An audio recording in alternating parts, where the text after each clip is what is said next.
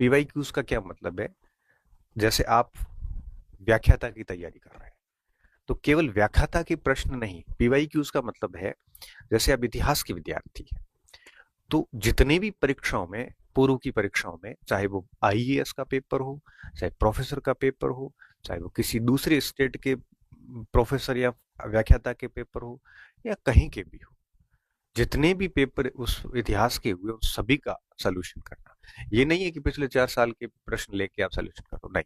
PYQs का मतलब होता है कि उस विषय के वो सारे पेपर कहीं पे भी केंद्र सरकार ने लिए हो, चाहे स्टेट गवर्नमेंट ने लिए हो, किसी भी पीसीएस ने लिए हो, वो सबसे बेस्ट माध्यम होता है पीवाईक्यूज। कई बार बच्चे मुझे पूछते सर कौन सी पुस्तक ला, मैं तो कहता हूँ सारी लेके आते और एक एक करके पीवाईक्यूज को आप सोल्यूशन करो। आप भले टेस्ट सीरीज दो, भले मॉडल पेपर दो, जब तक पीवाईक्यूज नहीं करेंगे, जब तक आप एग्जाम्स के पैटर्न को नहीं समझ पाएंगे, आप विषय की भाषा को समझ नहीं पाएंगे। आपको अगर सब्जेक्ट की लैंग्वेज को समझना है तो पुराने पेपर्स पढ़ने पड़ेंगे, क्योंकि देखो, सब्जेक्ट जब हम पढ़ाते हैं ना, तो दो तरीके होते हैं।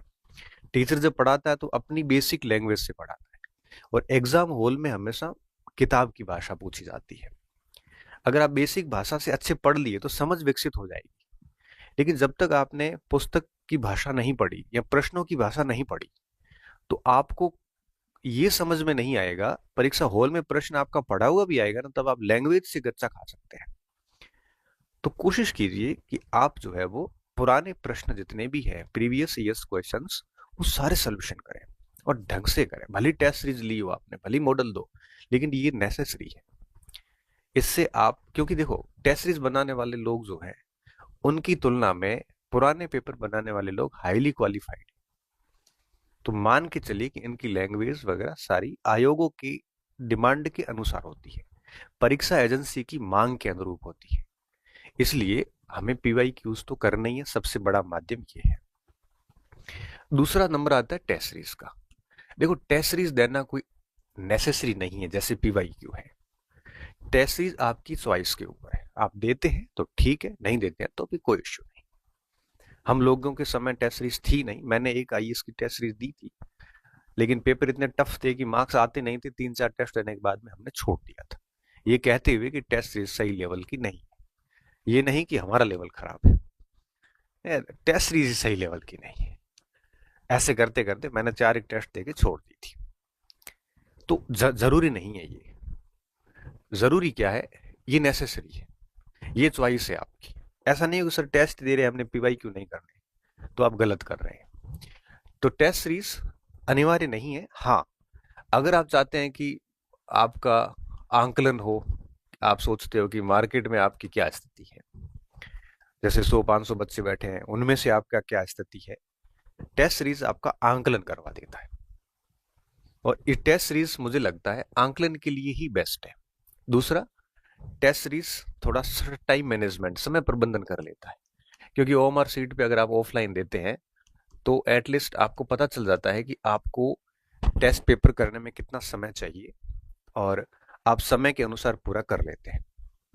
बाकी मैं आपको बताऊं, टेस्ट सीरीज के आप 100 टेस्ट दे दो और कोई एक परीक्षा, मुख्य परीक्षा के हॉल में जाके एक पेपर दो, बराबर माना जाता है। तो टेस्ट सीरीज आंकलन करवा सकता है, टाइम मैनेज करवा सकता है कि भाई आपको पता नहीं चलता, कई बार आप 3 घंटे में इतने प्रश्न कर पा रहे हो कि नहीं कर पा रहे। बाकी एक मैं और बात बताऊं, टेस्ट सीरीज के सवाल परीक्षा में आए इसका चांसेस 1% है।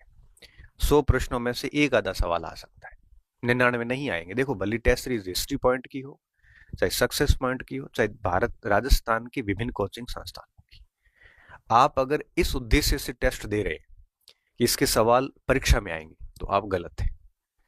टेस्ट सीरीज का उद्देश्य परीक्षा में हूबहू सवाल आना नहीं है, बल्कि इसका उद्देश्य सिर्फ इतना है कि उस टेस्ट में पार्टिसिपेट करने वाले स्टूडेंट्स में आपका लेवल कितना है।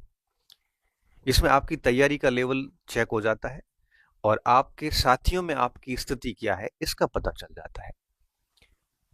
बस, इससे अधिक टेस्ट सीरीज का कोई महत्व नहीं। इसलिए मैं कई बार कहता हूं कि टेस्ट सीरीज की स्कोर को, जो आपका स्कोर होता है, उसको आप मन और दिल पे मत लो। क्यों? क्योंकि एक एक क्योंकि टेस्ट सीरीज आपको पता है एक ही सब्जेक्ट के 40-40 टेस्ट लेते हैं, एक एक टॉपिक से कई बार 20-20 प्रश्न बनाने पड़ते हैं, तो स्वाभाविक है पेपर हार्ड बनते हैं। मेरी शिकायत भी आती है कि सर आपके पेपर हार्ड बनते हैं, मैं क्या करूं? ऑप्शन कुछ नहीं है। अब मुझे एक छोटे से टॉपिक राजस्थान में कृषि उससे 20% बनाने हैं, तो हार्ड ही बनेंगे ना, क्या कर सकते हैं? तो हार्ड बने तो सबका स्कोर कम हो जाएगा ना, तो आपका तो आंकलन हो जाएगा आप साथियों में कहाँ स्टैंड कर रहे हैं। इसलिए मैं कहता हूँ इसका स्कोर को दिल पे नहीं लेना चाहिए, बस सोल्यूशन कर लो, साथियों से अपना आंकलन कर लो, और अपने साथियों में आप अगर 20वें स्थान पे हैं तो कोशिश करो कि आप आगे 15वें पे हो, कोशिश करो कि आप 10वें पे चले जाओ, धीरे धीरे अपनी रैंक को ठीक करने की कोशिश करो, आंकलन होता रहता है, इससे ज्यादा कुछ नहीं है। बाकी अगर आप ये सोचते हैं कि नहीं ये मेंस परीक्षा में पेपर में प्रश्न आएंगे, तो बहुत गलत सोच रहे हैं आप। एक और बात, टेस्ट सीरीज के लेवल का और एजेंसी की परीक्षा के लेवल का, चाहे आयोग हो चाहे आरएमएसपी हो चाहे यूपीएससी हो, कोई लेवल मैच नहीं करता। क्यों?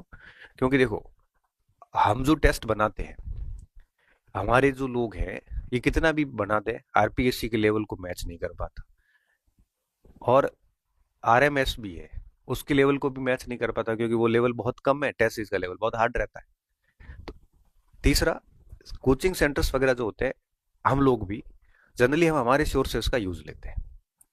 अब जरूरी नहीं कि आरपीएससी और आरएमएस भी आपकी हमारी सोर्स के अनुसार पेपर बनाए, तो थोड़ा सा टेस्ट सीरीज का रहता है कि टेस्ट सीरीज का और आयोग का या आरएमएसपी का आपस में बहुत अच्छा रिलेशन है नहीं। इसलिए मैं कह रहा हूं कि इसको आप केवल और केवल समय प्रबंधन और आंकलन के उद्देश्य से दे सकते हैं, और बाकी थोड़ा बहुत अभ्यास हो जाता है, इस बहाने थोड़ा सा आपका शेड्यूल बन जाता है, इससे ज्यादा इसका कोई फायदा नहीं है। बाकी स्कोर पेपर में सवाल आना करना, ये दिमाग में लाना नहीं है।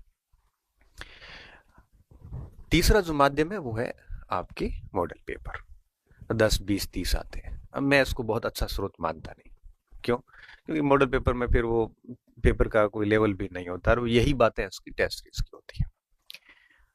तो अब मैं, आप मुझे कहोगे सर हमें आप बता दो इसमें क्या करना चाहिए, तो मैं अगर आपकी जगह इस दौर में होता तो पीवाई क्यूज को तो पूरा ही जोर दे देता, और साथ में एक आधी टेस्ट सीरीज ले लेता, ताकि मार्केट में मुझे पता चले कि मेरा लेवल क्या है, मुझे और काम करने की जरूरत है कितनी है, आंकलन हो जाता ना। जैसे आप एथलेटिक्स हो, 100 मीटर के, आप अगर साथियों के साथ दौड़ेंगे नहीं तो आपको पता नहीं चलेगा कि आपका लेवल कहाँ पे है, आपको और कितना इम्प्रूव करने की आवश्यकता है। तो थोड़ा सा आंकलन के लिए ऐसे ले लेता टेस्ट वगैरह, और टेस्ट भी ऐसा जो या तो वीकली हो या फोर्टनाइटली हो या मंथली हो। डेली वाला तो मैं कभी नहीं करता, क्योंकि डेली वाले में प्रेशर बना ही रहता है दिमाग में, और हर दिन टेस्ट के चक्कर में आदमी पिछड़ जाता है। बड़ा बड़ा क्लियर फंडा, मैंने इसके ऊपर एक बार आर्टिकल लिखा था, तो सूरतगढ़ के लोग सारे नाराज हो गए मेरे से कि आपने ऐसा क्यों लिखा। मैंने मेरा अनुभव लिखा था, क्योंकि मैं डेली टेस्ट सीरीज के खिलाफ रहा हूँ, हमेशा से खिलाफ रहा हूँ। डेली टेस्ट की बजाय 7 दिन में एक देते ठीक है, नहीं तो डेली, हालांकि कुछ बच्चों को डेली टेस्ट अच्छा लगता है तो उनको दे देना चाहिए। मैंने मेरा मत बताया था कि डेली टेस्ट में क्या होता है, सुबह से शाम माइंडसेट में ये रहता है टेस्ट देना है, टेस्ट देना है, फिर वो पूरा दिन वही पढ़ते हैं, फिर दूसरे दिन भी वही सेम कंडीशन आती है, फिर वो क्या है कि समग्र तैयारी नहीं कर पाता, और फिर रैंक ऊपर नीचे होती है तो टेंशन और हो जाती है। तो इससे अच्छा है कि 7 दिन में एक टेस्ट दे दो, बात खत्म। टेस्ट सीरीज को इतना ज्यादा सीरियस लेना नहीं चाहिए, मतलब पेपर बैठो बढ़िया, सारी चीजें अच्छे से करो, इम्प्रूवमेंट की कोशिश करो, ये करना ना चाहिए। इससे क्या होता है कि थोड़ा सा वीकली हो या मंथली हो तो वो थोड़ा बढ़िया रहता है, अपना बहुत क्लियर फंडा है। दूसरा क्या होता है, टेस्ट सीरीज में अगर आप अपने कंटेंट सजेस्ट करते हो कि इसी को पढ़ के टेस्ट देना है, तो मैं उसके भी खिलाफ रहता हूँ, क्योंकि हर बच्चा अपनी सामग्री पढ़ने के लिए स्वतंत्र है। अब मैं जैसे हिस्ट्री पॉइंट का टेस्ट ले रहा हूँ या सक्सेस पॉइंट ले रहा है, कोई भी ले रहा है, उनको कहा होगा कि बच्चा जो पढ़े वो पढ़ो, और आपको भी सक्सेस पॉइंट हिस्ट्री पॉइंट के कंटेंट से पेपर बनाने की आवश्यकता नहीं, आप वो फ्री हो, आप बुक से बनाइए, आरबीएससी एनसीईआरटी सब सहारा लीजिए। टीम बनाती, देखो मैं तो नहीं बनाता, मैं लास्ट में वेरीफाई जरूर करता हूँ, पेपर के लेवल सच में हार्ड होते हैं, बट मैं कहता हूँ भाई हार्ड रखिए, और तो क्या कर सकते हैं, हार्ड है सबके लिए, आंकलन ही हो रहा है।